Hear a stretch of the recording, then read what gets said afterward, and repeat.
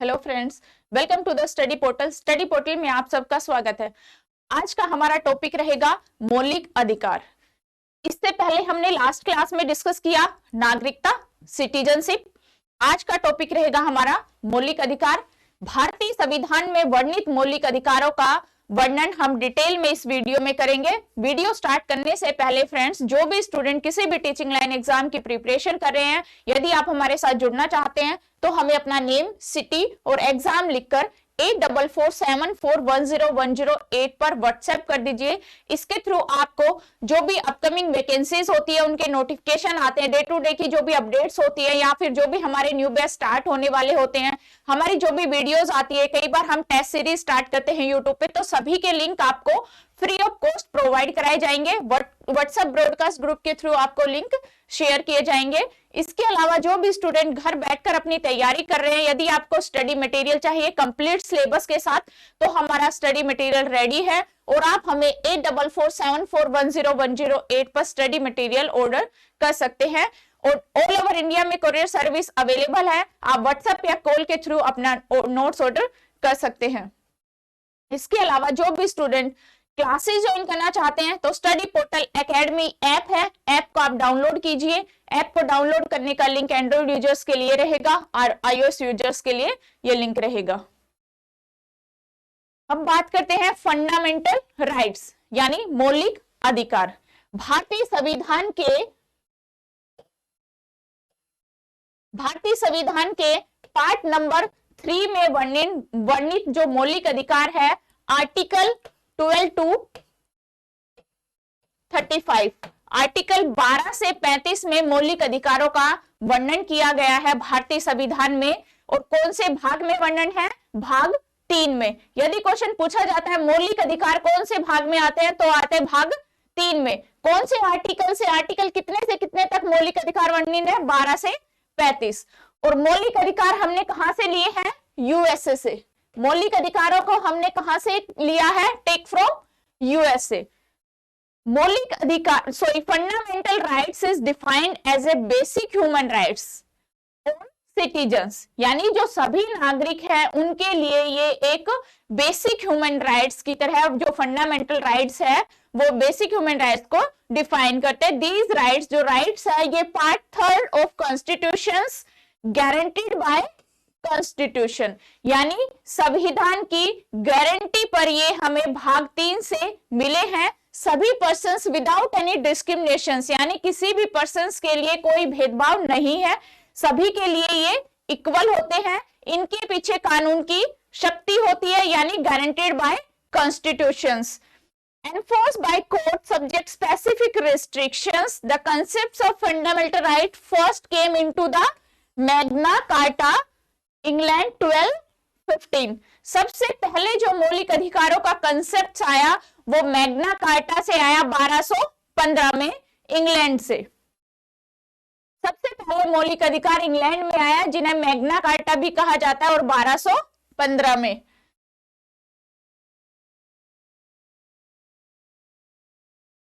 Classification of fundamental rights. Fundamental rights जो है उनका हम देखते हैं कैसे वर्गीकरण किया गया है।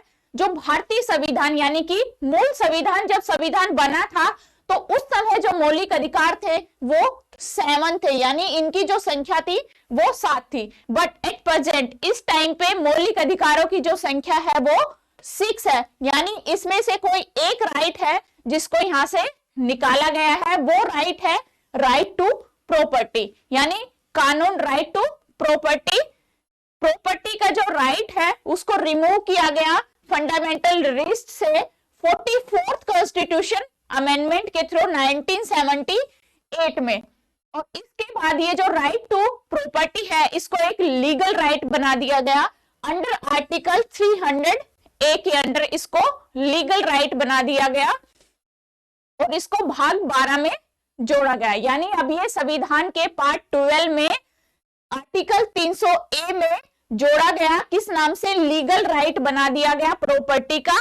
यानी पहले ये हमारा फंडामेंटल राइट्स हुआ करता था, प्रॉपर्टी, राइट टू प्रॉपर्टी, लेकिन अब जो प्रॉपर्टी का राइट्स है वो लीगल राइट्स है। तो ये जो 6 नंबर का जो हमारा फंडामेंटल राइट्स था इसको रिमूव किया गया। कब रिमूव किया गया? 14 यानी 44वें संविधान संशोधन 1978 के तहत इसको हटाकर इसको लीगल मतलब कानूनी अधिकार बना दिया गया। आर्टिकल 300A में भाग 12 में इसको रखा गया। अब बचे हमारे पास 6 मौलिक अधिकार। तो जो 6 मौलिक अधिकार जो हमारे 6 फंडामेंटल राइट्स है वो कौन कौन से आर्टिकल्स में है और हमें क्या क्या कहते हैं हम देखते हैं। Rights to equality article 14 to 80 यानी समानता का अधिकार। Right to freedom 19 to 22, right to exploitations 23 to 24, freedom of religion 25 to 28, cultural educational rights 29 to 30 and constitutional remedies 32। ये हमारे 6 फंडामेंटल राइट्स है। सबसे पहले 1 by 1 डिटेल में हम करेंगे। Article 14 to 18 right to equality यानी कानून के समक्ष समानता। समानता का जो अधिकार है वो किस टाइप से? आर्टिकल 14 हमें कहता है equal protection of law and equality before law, यानी कानून के समक्ष समानता और कानून के समान समानता सभी के लिए इक्वल है, सभी के लिए समान है। कानून के सामने हर कोई समान है। हम किसी पर भी भेदभाव नहीं कर सकते, चाहे वो कोई किसी भी टाइप के पर्सन हो, कोई भी पीपल हो, किसी के साथ भी हम भेदभाव नहीं कर सकते। इसमें आपके साथ कोई कॉर्पोरेशन सेक्टर हो गया या कंपनीज हो गई, वो सब भी आपके साथ इसी में इंक्लूड है, मतलब इनके भी हम भेदभाव नहीं कर सकते। It's taken from concepts to USA. ये जो कंसेप्ट्स है कि इक्वल राइट टू इक्वलिटी, ये हमने यूएस से इसका कंसेप्ट लिया है।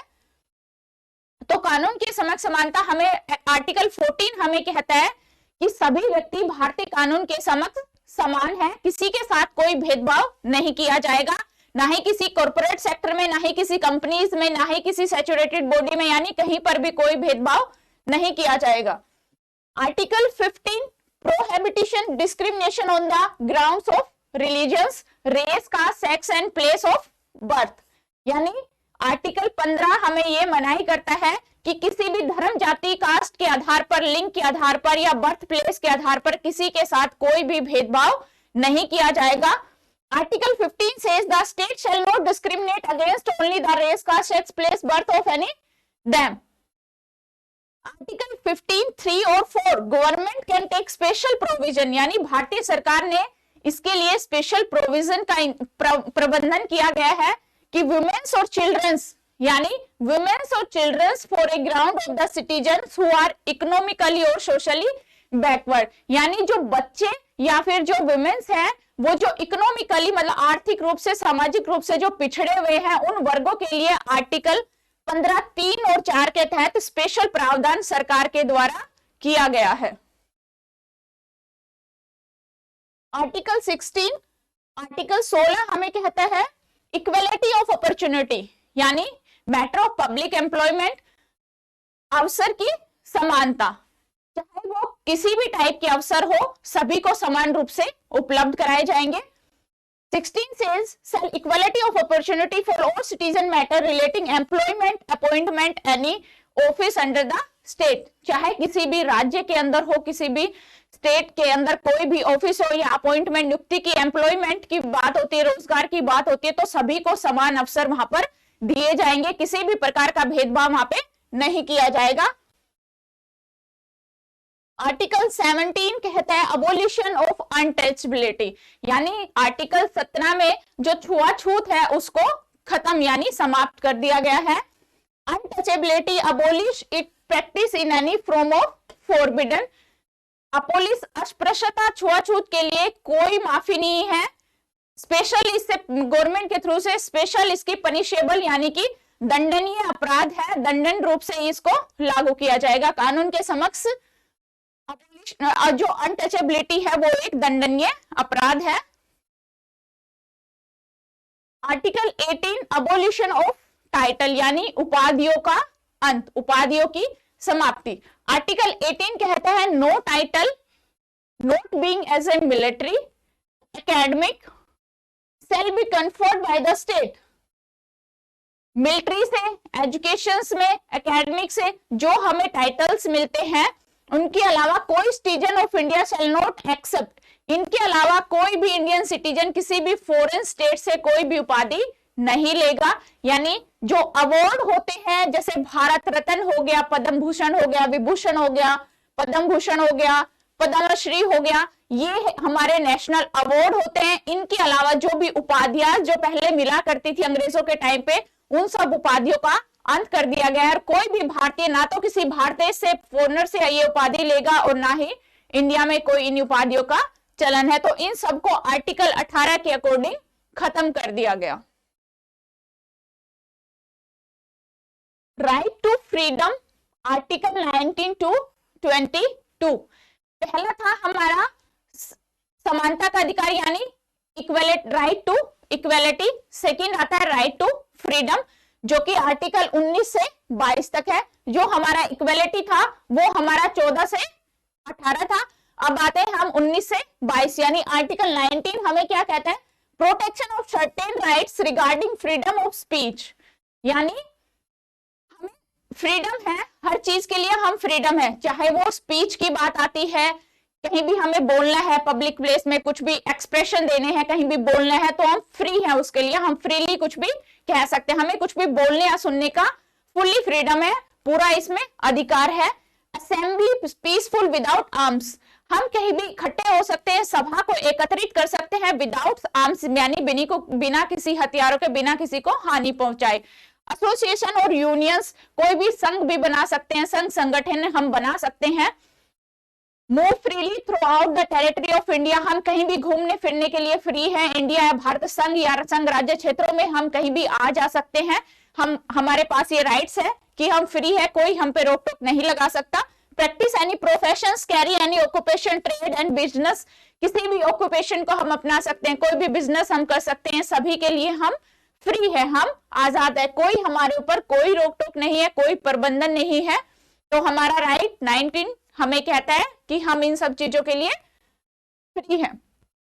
आर्टिकल 20 क्या कहता है, protection in respect conviction for offences, यानी state can impose reasonable restrictions on the ground of security, state friendly relations and foreign states, public order and decencies, morality, contempt of court and defamations. ये सभी type के जो मुद्दे हैं उन पर state जो है रीजनेबल रिस्ट्रिक्शन जो है लगा सकते हैं।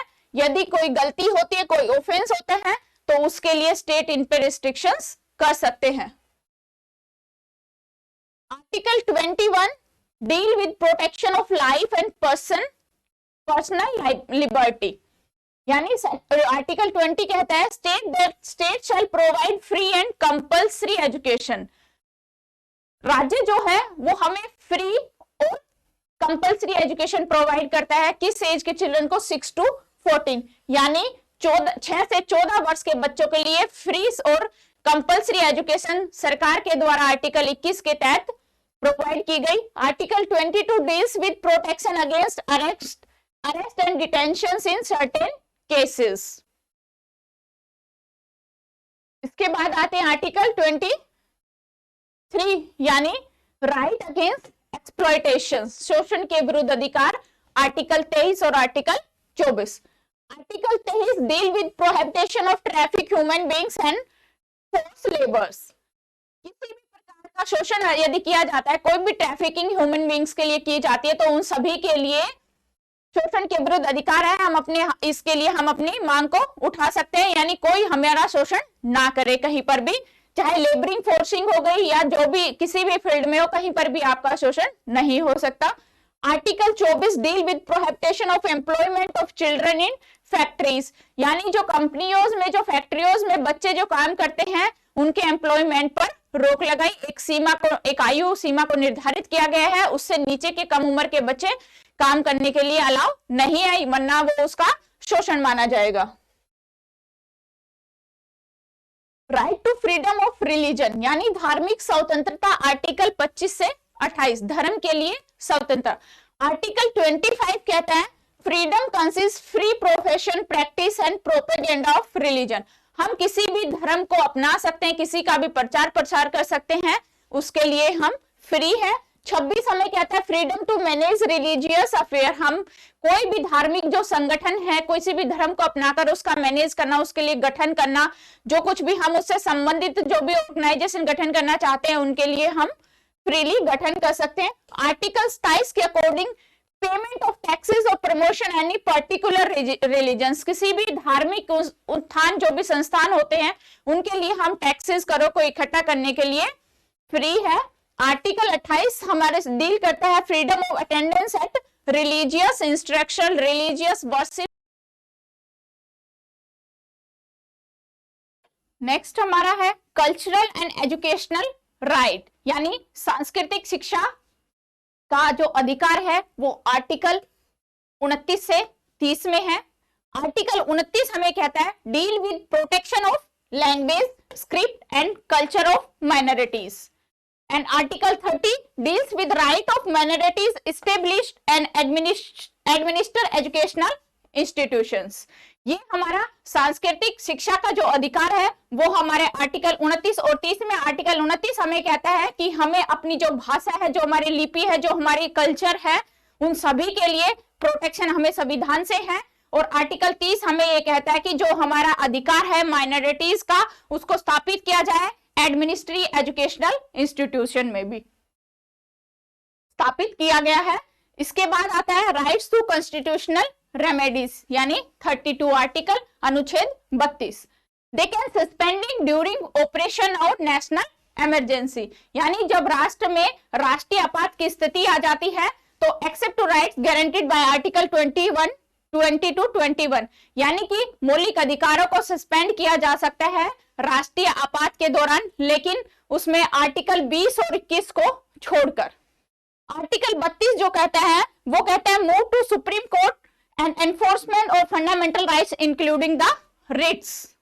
जो रिट्स है हमारे आर्टिकल 32 जो हमें रिट्स प्रोवाइड कराता है वो रिट्स है habeas corpus, mandamus, prohibition, territorial, quo warranto, यानी यदि मौलिक अधिकारों का उल्लंघन किया जाता है तो हमें 32 जो हमारा फंडामेंटल राइट्स 32 है, संवैधानिक उपचारों का अधिकार, वो हमें रिट्स जारी करता है 5 टाइप के। हम इन रिट्स के अंदर अपने सुप्रीम कोर्ट या हाई कोर्ट्स में अपने अधिकारों के लिए अपनी मांग को रख सकते हैं।